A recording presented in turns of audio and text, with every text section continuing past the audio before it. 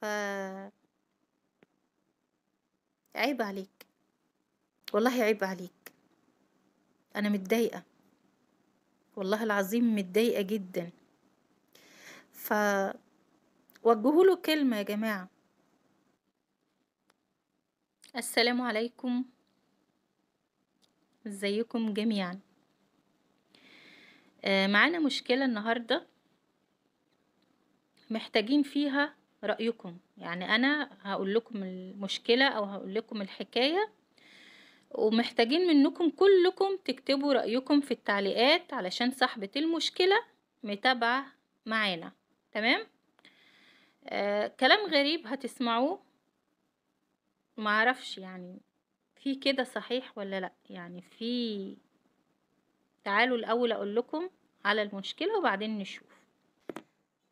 زوجة بتقول في أول حياتي الزوجية، أو نتكلم بالبلدي كده في أول جوازها، كانت ظروفهم المادية تعبانة، يعني الظروف على القد، على القد خالص. يعني بتقول كنا يدوبك قادرين نعيش، يعني يدوبك بناكل وبنشرب، مفيش أي مجال أو أي فرصة لأي نوع من أنواع الرفاهية في حياتنا. لدرجة إنها كانت في العيد ما تقدرش تجيب ليها لبس أو حاجة جديدة تعيد فيها زي بقية الناس. يعني بتقول حتى الأطفال كانوا بيعيدوا بيلبسوا لبس جديد، أنا لأ. بتقول فضلت على الوضع ده حوالي 10 سنين مع زوجي. أعيا ما أروحش أكشف، مفيش فلوس، أفضل عيانة لحد لما ربنا يشاء وتخف كده لوحدها، يعني من غير دكتور، من غير كشف، من غير علاج. مش قادرة ان هي تكشف، مفيش فلوس تكشف.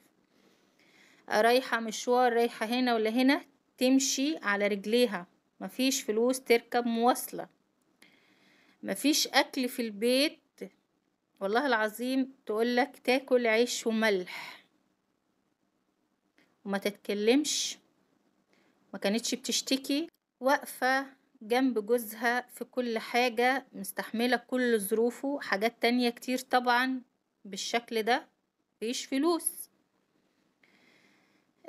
بتقول عملت بأصلي واستحملت كل ظروفه الصعبة اللي كنا عايشين فيها، لدرجة حتى ان مصروف البيت لو كان خلص قبل ميعاده ما اقدرش اطلب فلوس تانية.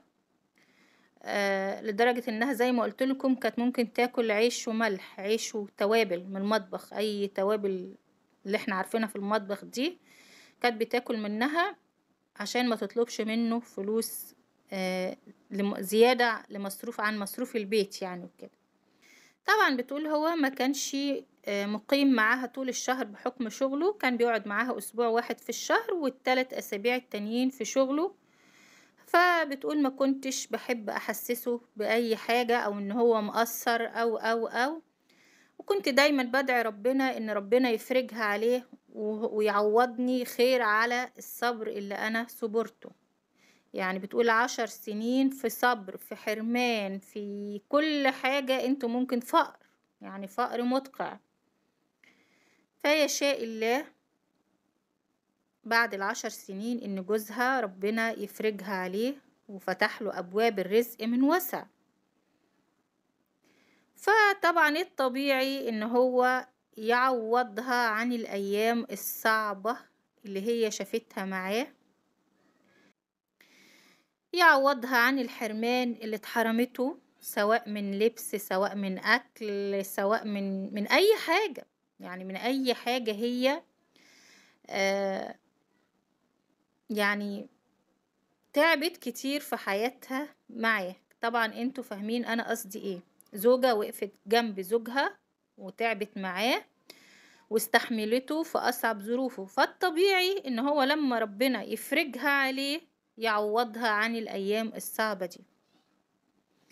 الغريب في الموضوع ان هو بالرغم من ان ربنا فتحها عليه وبقى معاه فلوس وده وده، لسه لحد دلوقتي بتقول ما يهونش عليه يجيب لي حاجة في العيد ألبسها جديدة أعيد فيها، ما يرضاش يديها أي فلوس في ايدها، ما يرضاش يديها أي فلوس تركب مواصلات.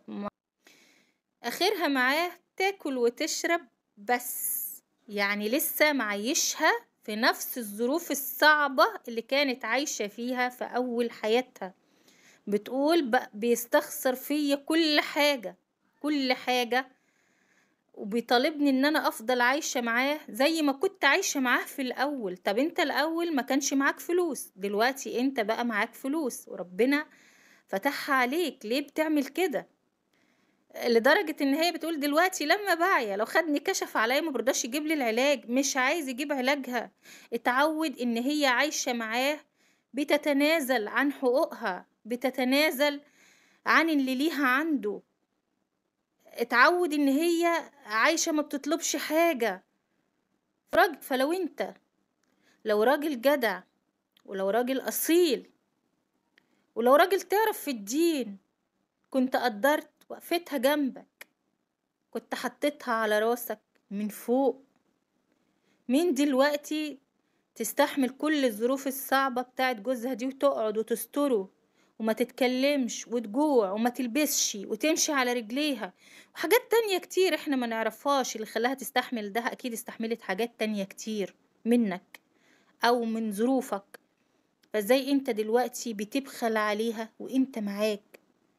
هل هي كانت غلطانة ان هي وقفت جنبك؟ يعني هي بتقولي انا كنت غلطانة لما انا وقفت جنبه وقدرت ظروفه وعشت ايام صعبة كتير في حياتي، يبقى جزائي دلوقتي انه لسه عايزني افضل عايشة في نفس الظروف الصعبة اللي كان معيشني فيها في بداية حياتي؟ يعني عايزها تفضل تتنازل عن حقوقها لحد امتى؟ لحد امتى بجد؟ انتوا قولوله، وجهوله كلمة يا جماعة. هي قالت لي انا هسمعه الفيديو ده وهخليه يشوفه ويشوف اراء الناس، لانها تعبت معاه من كتر الكلام، لدرجة انها لما بتيجي تطلب منه فلوس تشتري لبس في عيد او في مناسبة يقول لها انت اتجننتي؟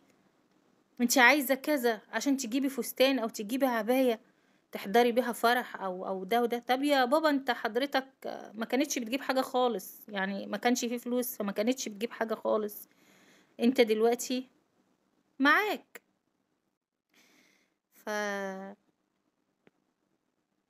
عيب عليك، حقها عليك مسكن ومأكل وملبس. لو تعبت، لو عيت، لو اي حاجة، حقها عليك انك تكشف عليها. زوجتك ام اولادك وقفت جنبك، وقفت في ظهرك، سندتك لحد ما وقفت على رجليك. والله عيب عليك. انا متضايقة، والله العظيم متضايقة جدا. وجهوله كلمة يا جماعة، قولوله اي حاجة يمكن يفوق ويقدر وقفة زوجته جنبه. يلا بقى سلام، ومنتظرة رأيكم في التعليقات. يلا.